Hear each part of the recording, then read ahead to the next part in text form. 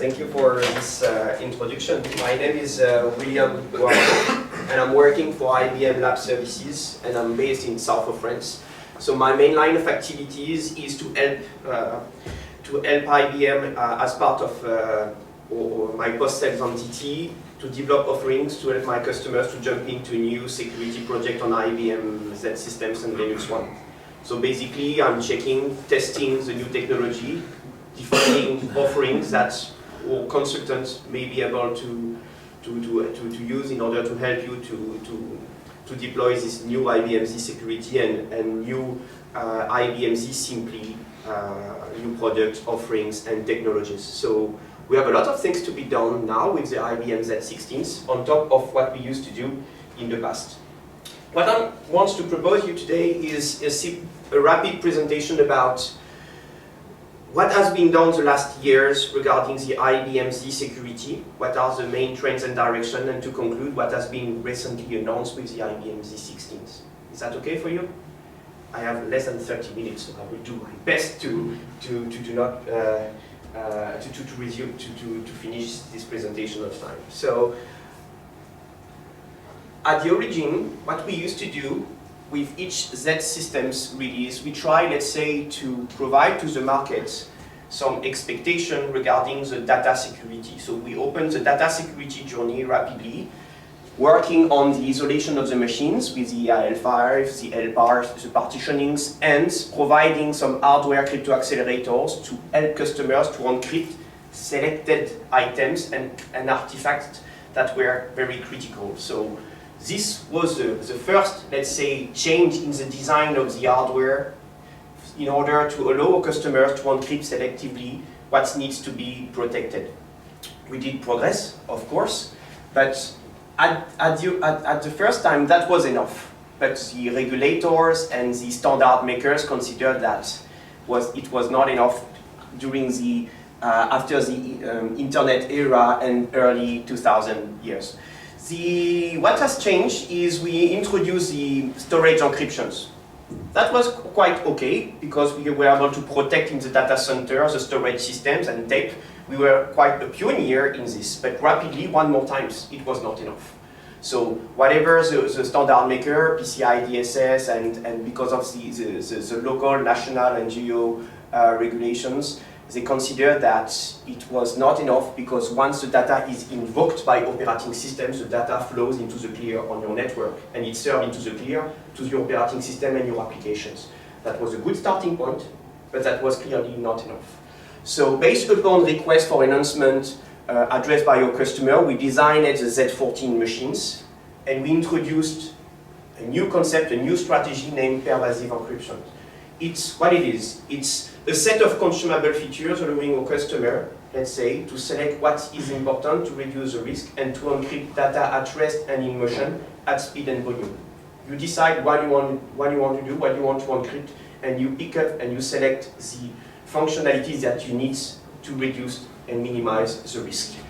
That was quite interesting, and this set of technology helping to protect data on the mainframe infrastructure, on the platform, on top of the protection of the data in the storage systems. With these technologies, with the isolation we have, we're able to set up a new journey, confidential computing. It's a way to guarantee with a technical assurance that a workload, a critical workload, may run even if the hardware has been hacked. How we can do that? We are locating an LPAR while isolated. We are encrypting everything from top to bottom. All of the transaction from and to this LPAR is secured with encryptions, and all of the component has been digitalized inside the black box.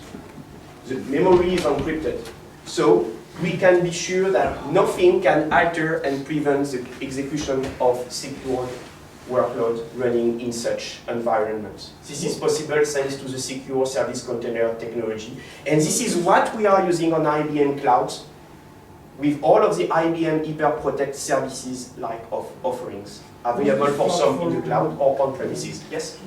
That's me. Yeah. Was the platform vulnerable for Spectre and Manta attacks? Yeah, we patched it, so no more. Okay, but even if it was vulnerable, it was secure because all parts were encrypted. So Yeah. even if you were able to see the other part memory, it was encrypted. Yeah, but at the microservices level, as everything is checked, double-checked, signed, and digitally signed, you can be sure that what you are running is images that has been digitally signed.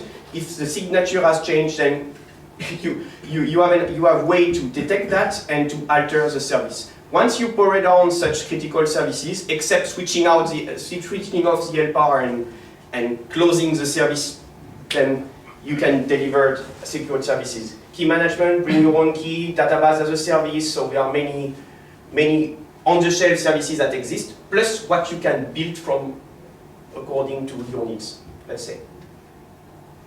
So confidential computing, we are able to protect data at rest, in motion, and in use from the Z14. Then, this was not enough. One more time, with GDPR and all of the regulations, with the IBM Z14s, we are resuming the concept of the pervasive encryptions, now protecting the data exchange between the storage systems and the IBM Z. Because what happens if you are not encrypting the storage systems? Your data flows into the clear from the machines to the storage systems. And the storage administrator may be able to capture some packet and to expect the data. So now, machine to machine, the data is encrypted, independently of the operating systems. So then you are reducing the risk of the data flowing in your data center from machine to machine. That was not enough. Customers said, we like the way the pervasive encryption is deployed and implemented, because most of the time it's rely on the policy from where you decide what needs to be encrypted and how. The question was no more to encrypt data on the platform, but also data off the platform, so that we are introducing the data privacy journey in order to secure the way we are consuming the data. So protecting the data at the point of consumptions, so many group of users connecting to the mainframe to consume the data where they are, DB2, IMS, flat file, whatever, and to ensure that beyond the need to access, they can consume the data based upon the need to know. So the same SQL query, for example, for a data administrator, they don't need to access to business data. They will see the data a masked way, while a data owner will access the data and consume the data into the clear. So thanks to a policy, you can define how to consume the data running on the mainframe and how to exfiltrate the data to third party. So you can encrypt the data. The security of the data stays with the data, and if someone steals this data, it's still encrypted data, so your data remains safe. Those exploiting this data, and only this one, may be able to decrypt what has been exfiltrated thanks to a policy. We implemented also a new technology named data privacy for diagnostic from the ZOS, helping, let's say, when you are doing some dump, to remove all of non-technical data from the dump. So credit card number, serial number, whatever, all of that are not technical and required by third part or labs for debugging will be removed. So that is a way we try to help our customer to focus on how they can better improve, let's say, the way we are consuming data produced and accessed by the mainframe. We introduced an interesting technology also, fully homomorphic encryption, FHE. That's the dream for all of the developers. Valuing the data without having to decrypt the data. That is now possible. So we introduced that with the Z15s, and we are still investing time, effort, and money in order to build some new use case, in order to minimize the risk of sharing, exfiltrating the data to third part or to business network. The best data is the data that we don't have to decrypt. So only the owner may be able to encrypt and to decrypt. And that's the beauty of the fully homomorphic encryptions. As you can see, we are playing big with the encryptions. And what is the main threat regarding the encryption today? I know you know. Quantum supremacy. When? IBM is best place to say that because we are selling also quantum machines. So the thing is, when a quantum computer will be able to be strong enough, one of the key use cases is to break codes and to break encryptions. So, since the IBM Z14s, we start the quantum safe journey, forcing to use the strongest algorithm available in the market from the Z14s, providing the first quantum safe algorithm from the Z15, and now, with the Z16s, we will resume and enrich this journey, quantum safe journey, adding some more functionalities and features. So, just as a reminder regarding the pervasive encryption, just checking the time. Network encryption. Who encrypts its network from and to the mainframe and inside the mainframe? Okay, I know the answer. So that is a thing that's very important, and you know that this is now mandatory for whatever cybersecurity framework you have to apply in your organizations. With Zero Trust, Joe Biden, the President of the United States, signed an executive order last year mandating the US organizations to jump into the Zero Trust framework. And one of the first principles of the Zero Trust network, of the Zero Trust is to encrypt network sessions no matter where it comes from. So this is the thing we have to do. We can do that since a while on the IBM Z systems, and we have the hardware crypto accelerations. A core can speed up the encryption up to 16 gigabytes of data per second. This is why we are not afraid to encrypt everything, because we have this powerful capacity to encrypt thanks to hardware crypto accelerators in the machine, and now it's time to use it. Second, coupling facility encryptions to protect the data exchange between sysplex members. We have a technology that comes with ZOS, able to do that. Okay? So we have to use it. For network encryption, of course, for Linux Linux One environment, that works pretty well also. To protect the dataset, we have a technology that comes with ZOS named ZOS dataset encryptions. This technology is quite simple. The dataset is encrypted when it has to persist on storage. When the dataset is invoked by ZOS, the dataset is extracted as it is, so on an encrypted way from the storage systems, and then is decrypted if the application has access to the key and the key is allowed to be decrypted. So the data is served always into the clear to the applications. We don't have to change any line of code. That's the beauty of ZOS dataset encryption. There are drawbacks, of course, but the data is served into the clear to authorized applications. ZOS dataset encryptions, volume encryption on Linux, that works pretty well also. And I will share some lesson learned with you just after.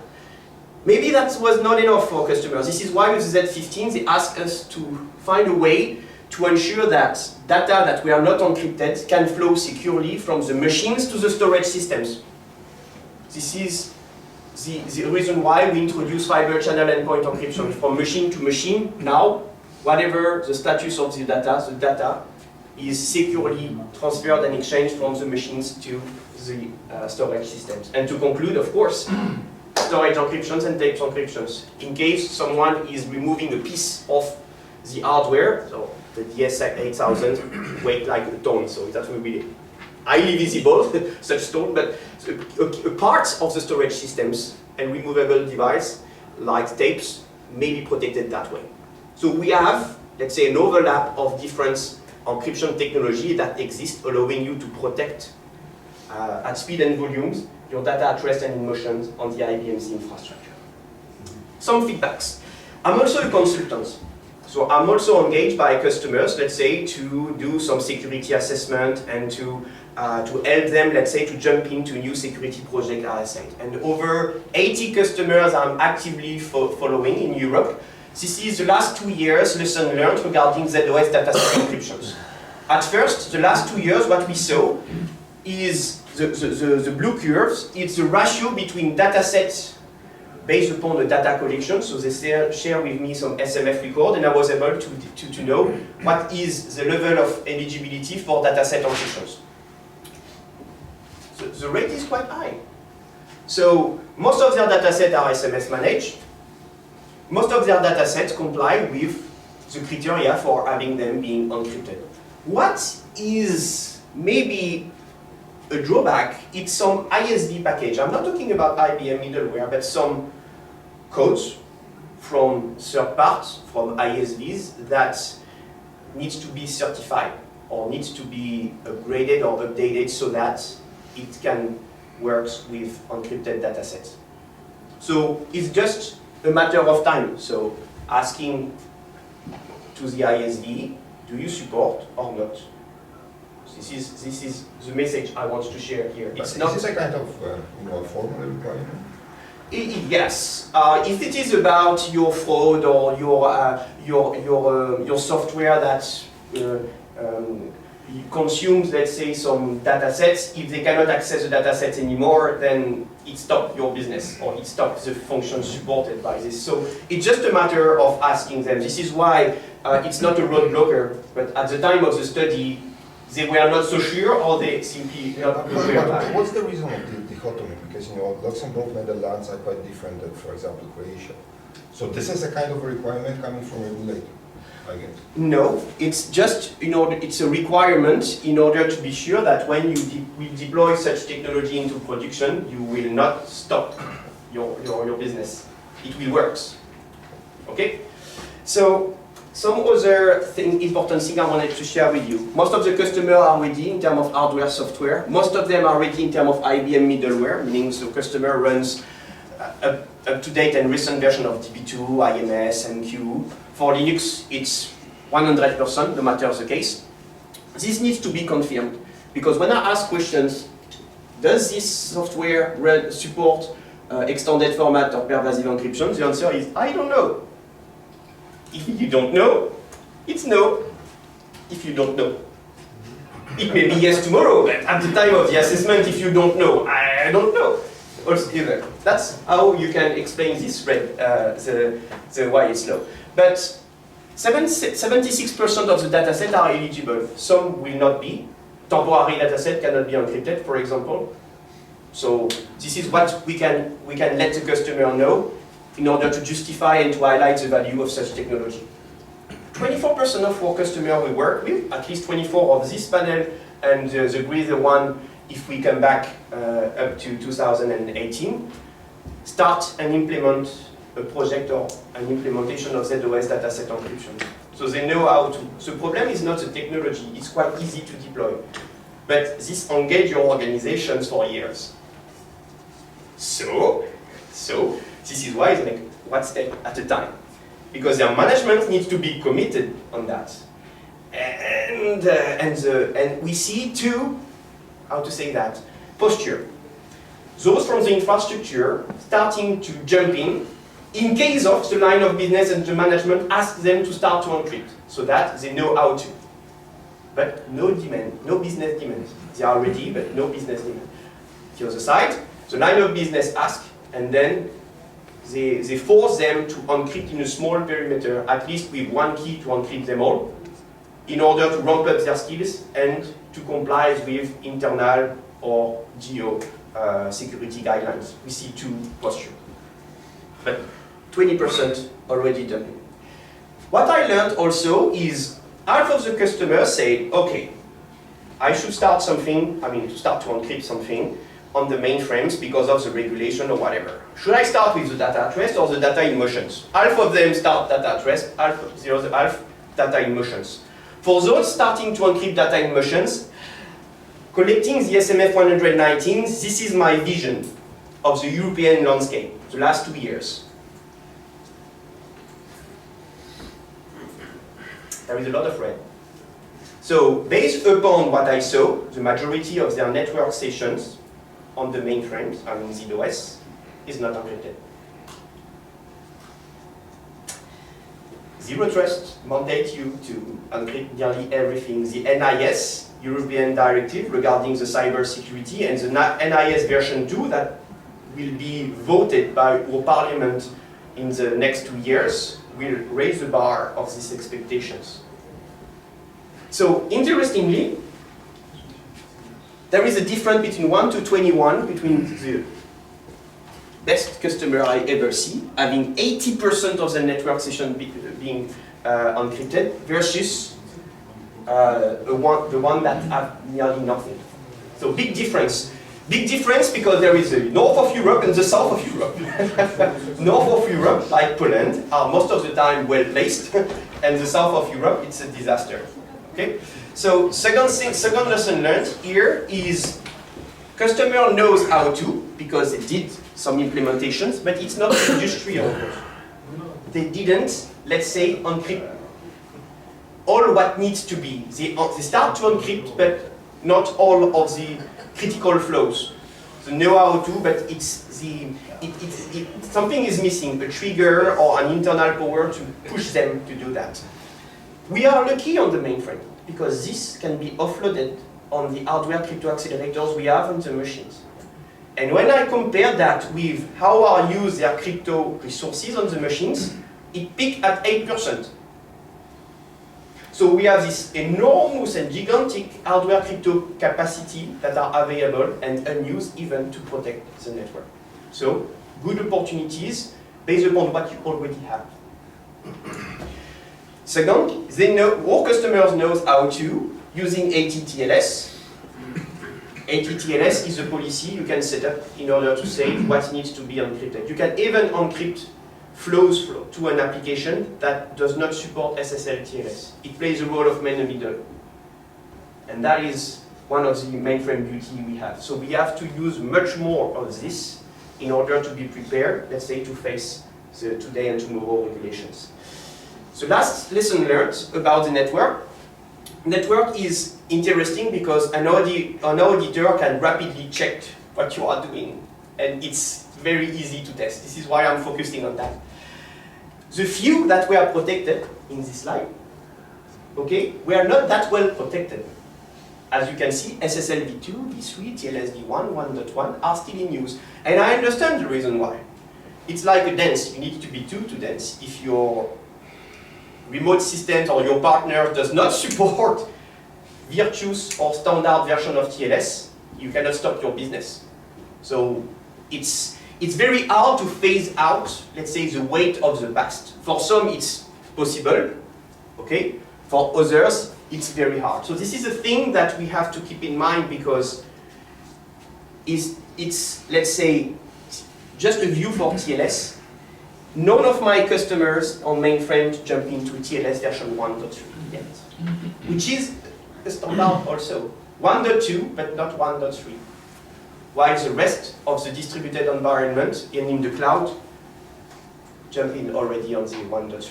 If we are not working that hard here, the steps to move forward to the latest security guideline will be very high.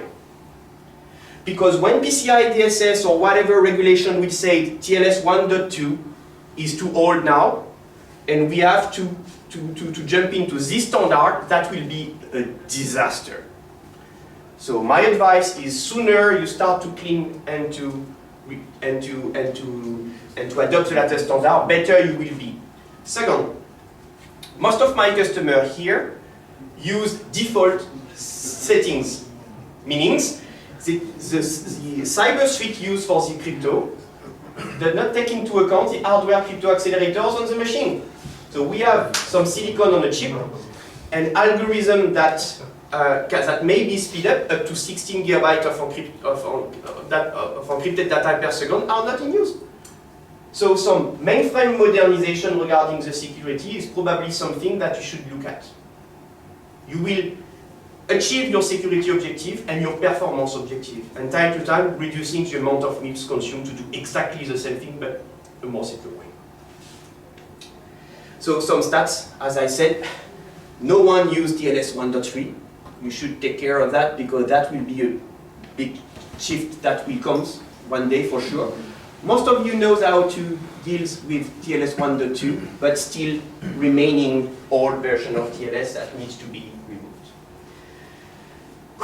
We are playing big in crypto, and what we are doing in terms of encryption today should be secure tomorrow. This is why we are unphasing the crypto safe journey, providing you two things. At first, capacity to encrypt with resistant encryption algorithm that will not be weak faced to a quantum computing attack in the future.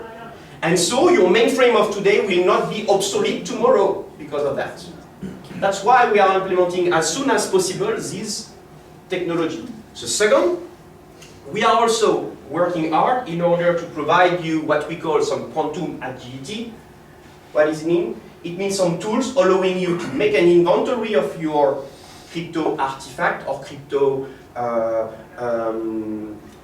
elements, meaning the algorithm you are using, the digital certificate in use and so on, so that you have a good idea of where you are, what needs to be changed, and what change needs to be synced in order to switch to a quantum supremacy era, where quantum computer will be available in the market. So we are working hard on that. With the IBM Z16s, we changed one more time deeply the design of the machine, introducing, changing the hardware with the Telum processor. So I think there is a presentation on that, so I will not cover that. We are encrypting the memory, so the data in use will be encrypted. That will be particularly helpful, let's say, for hyperprotect services 2.0, so the next version of hyperprotect services. And we are muscling our quantum safe implementations to help you, as I said, to have some interesting functions to build your crypto agility and to start to encrypt right now, knowing that it will be resistant against a quantum computer attack. So that is, let's say, the trends and directions with this different journey, let's say, and the different technology that comes with the different generation of the Z systems. Okay. With the Z16, we introduced also the concept of continuous compliance. Time to time, we know we have all of this. Time to time, it's deployed, it's in use, but when the auditor knock at the door, it may be hard to say, okay, you know what, I have RACF. What is RACF? Done. Okay. It may be hard to explain that their goal, as it is written, let's say, you are controlling them, and you set up controls that is helpful to prove that you take this into account. How can you translate an auditor goals with a mainframes technology? So IBM work on that. They work on that based upon a set of standards, and the IBM this time asked auditors to validate this control with the mainframe terminology. And we are announcing a solution named IBM Z Compliance Center, allowing you to pull the trigger, to collect evidence, and to create dashboards showing you where you are good and where you are not so good. And if this dashboard is invoked and recalled again and again, you see drift according each goals. It means you know where you were good and where things has changed. So basically, it's helps you to save time and to ease the way you can comply and you can report on times regarding what you are doing, the security, and what is required for an auditor. So that is the SCC, so the Security Compliance Center. It's 3 minutes. Questions? Do you have any questions? Please, let me recall you that we have this contest for the MVP of the audience. So you are entitled to give a gift. So I prepared 7 more slides, so I couldn't to stop here. By the way, no, it was just about showing you what's look like the Z Security and Compliance Center. So basically, you press a button, it goes through all of the goal and the point of control, and then it shows you if you are good and not good. And based upon this, let's say, regular check you used to do, you know the evolution. And then it's easy to know by when things start to degrade. It's a powerful communication tool because your management needs this, while the technical team in charge needs this. If you click on this, you see what the technical control in terms of mainframe language was in default. And you know that it's because someone used a RACF password that was smaller than the expected size. You know what I'm saying? So it works two ways. for the management, and for the technical staff. That's an excellent way to work on the compliance. Maybe one comment from my side. Whenever I discuss with my customer about security, they more or less know about the accelerators, about everything which is included in the coprocessor, in the hardware. But the second side, quite interesting, is that IBM has a good technology how to keep the key in the secure way. I mean the physical, all the physical technologies and the patents which keep the key, the encryption key secure. Yeah, you're right. It is a thing that I didn't cover it. I prepared this here. It was there. So you cover. Yes, it's true. We are. For instance, temperature, pressure, different kind of electrical power, yeah. X-ray, and Exactly. a chemical. If you try to corrode the motherboard in order to plug some extra wires in this, the motherboard will detect chemical attacks. Mhm. And then the keys will be wiped. This is why we have the crypto cards that are certified as best level of the market, and our competitors buy our crypto cards to put their stickers on top of this, because they are using our cards in their technology. We are selling this card in the EOM market.